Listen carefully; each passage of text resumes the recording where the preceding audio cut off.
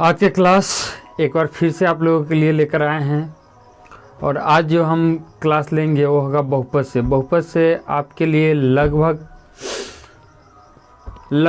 20 number के question बनते हैं। तो आइए आज की वीडियो हम स्टार्ट करते हैं। आज होगा बहुपद का परिचय और 1-2 क्वेश्चन उसी में होगा। उसके बाद हम लोग कल से जो करेंगे क्लास उसमें ऑब्जेक्टिव क्वेश्चन, सब्जेक्टिव क्वेश्चन आपके सामने होगा। अगर ये वीडियो देख लेते हैं बढ़िया से तो कल और परसों के क्लास के लिए आप पूरी तरह से तैयार हो जाएंगे। ठीक है, तो आइए एक बार फिर से हम आपका स्वागत करते हैं द अमित एजुकेशन में। मैं अमित कुमार और आज का जो हमारा क्लास है वो है बहुपद। बहुपद 3 प्रकार के होते हैं। आज हम जो कार्य करने वाले हैं, जो क्लास में जो आज की क्लास है उसमें आपको मिलेंगे वैसे ही सूत्र जिस पे क्वेश्चन आते हैं। ठीक है, तो आइए देखते हैं कौन कौन से सूत्र हम पढ़ लेते हैं तो क्वेश्चन को हल कर पाएंगे।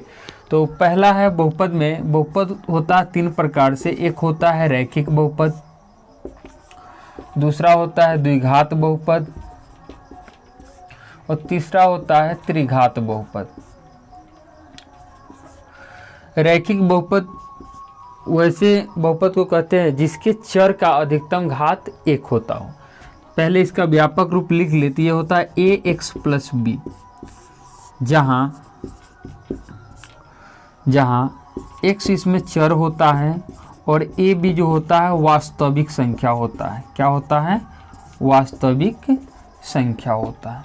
ठीक है, तो हमें पता चल गया x चर होता है और a और b क्या होता है? वास्तविक संख्या। अब द्विघात बहुपद के व्यापक रूप की बात करिए, होता है ax² plus bx plus c। इसमें भी सेम कंडीशन है, जहाँ x चर है, a b c वास्तविक संख्या है। a b c जो है क्या है? वास्तविक संख्या। उसी तरह से त्रिघात बहुपद की बात कर ले तो ये होता है ax³ plus bx² plus cx plus d। इसमें जहाँ x चर है, a b c और d ये जो है वास्तविक संख्या है। a b c क्या है? वास्तविक संख्या। अब बात कर लेते हैं क्वेश्चन कैसे आता है। तो रैखिक बहुपद का सर्वाधिक घात कितना होता है, यानी रैखिक बहुपद का शून्य कितना होता है। तो हम बात करते हैं घात कितनी। जो चर होता है, जो चर होता है उसके पावर में जो रहता है, इंग्लिश में पावर कहते हैं, हिंदी में घात, उसको हम यानी संख्या बताता है, चर की टोटल संख्या। तो चर यहाँ पे 1 है तो इसका शून्यक जो होगा रैखिक बहुपद का शून्यक वो होगा 1। अब यहाँ बात करते हैं द्विघात बहुपद का शून्यक। तो द्विघात बहुपद का जो शून्यक होगा, इसका चर का अधिकतम संख्या 2 है, इसलिए द्विघात बहुपद का शून्यक 2 हो जाएगा।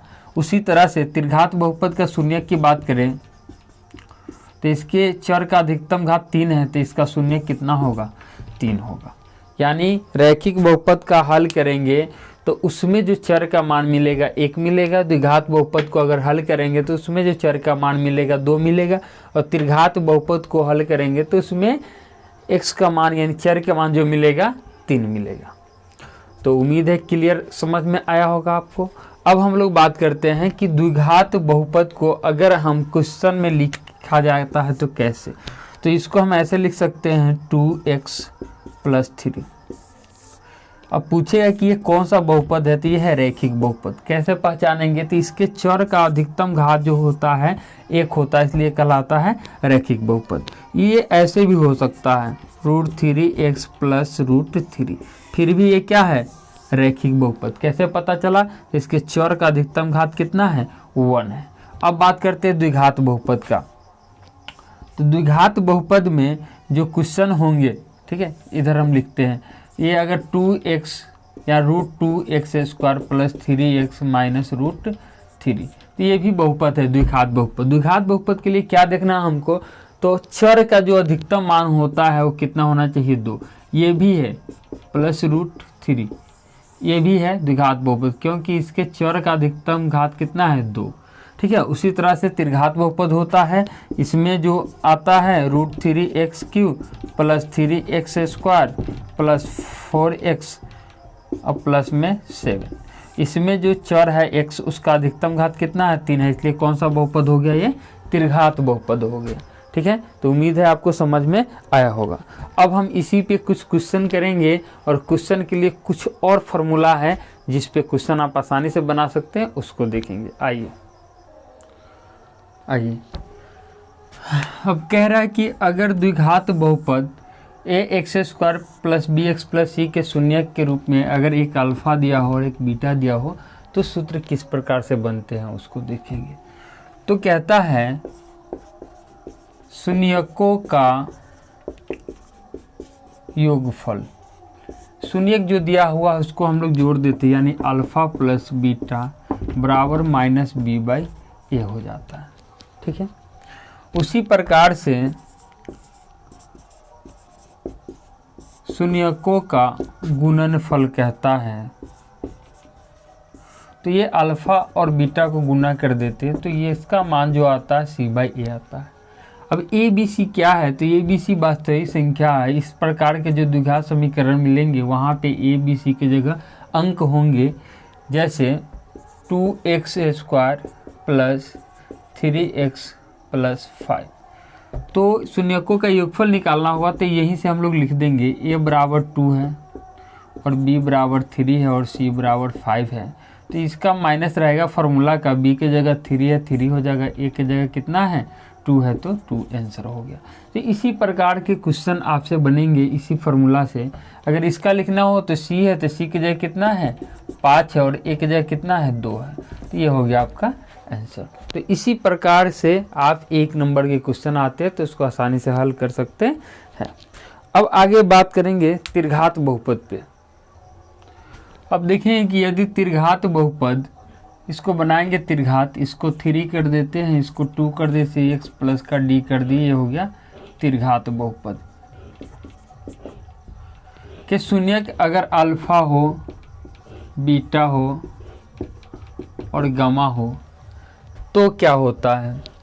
तो इसका एक सूत्र बनता है alpha plus beta plus gamma बराबर -b/a। उसी प्रकार से alpha into beta plus beta into gamma plus gamma into alpha बराबर ये c/a होता है, और alpha into beta into gamma हो जाता है तो -d/a होता है। तो यही फार्मूला है जिससे आप क्वेश्चन को हल कर सकते हैं। द्विघात बहुपद के या सीधे कहे तो बहुपद के जितने भी फार्मूला है हमने आपको करा दी है। अब इसी फार्मूला से आप आसानी से सारे क्वेश्चन का हल कर सकते हैं। ठीक है, अब आइए कुछ क्वेश्चन है उसको हम करके दिखाते हैं इन फार्मूलों पे। तो बात करते हैं कि यदि द्विघात बहुपद के 2 शून्यक अगर प्राप्त हो अल्फा और बीटा, तो द्विघात बहुपद कैसे निकालिएगा।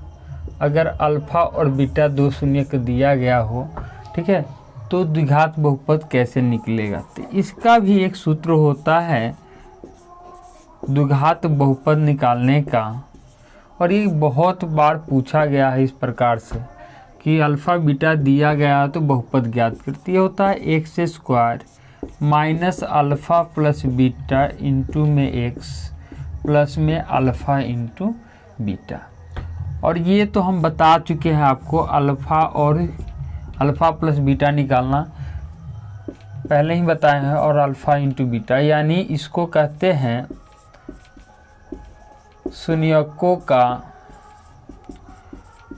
गुणनफल और इसको कहते हैं शून्यकों का योगफल।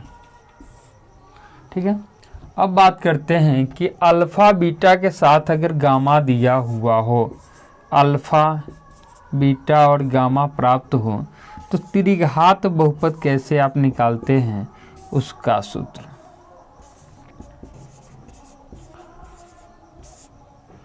तो त्रिघात बहुपद के लिए हम लोग करते हैं x²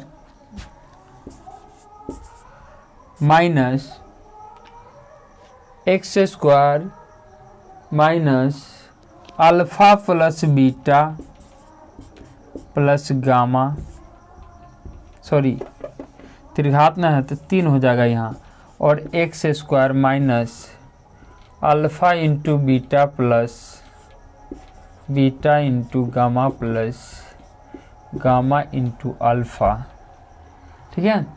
और उसके बाद minus alpha into beta into gamma, और ये निकालना बताए हैं पीछे, और ये इसका सूत्र होता है, सीधे निकाल के बैठा दीजिएगा तो आप त्रिघात बहुपद निकाल सकते हैं और इससे द्विघात बहुपद निकाल सकते हैं। अब हम लोग देखेंगे क्वेश्चन, ठीक है।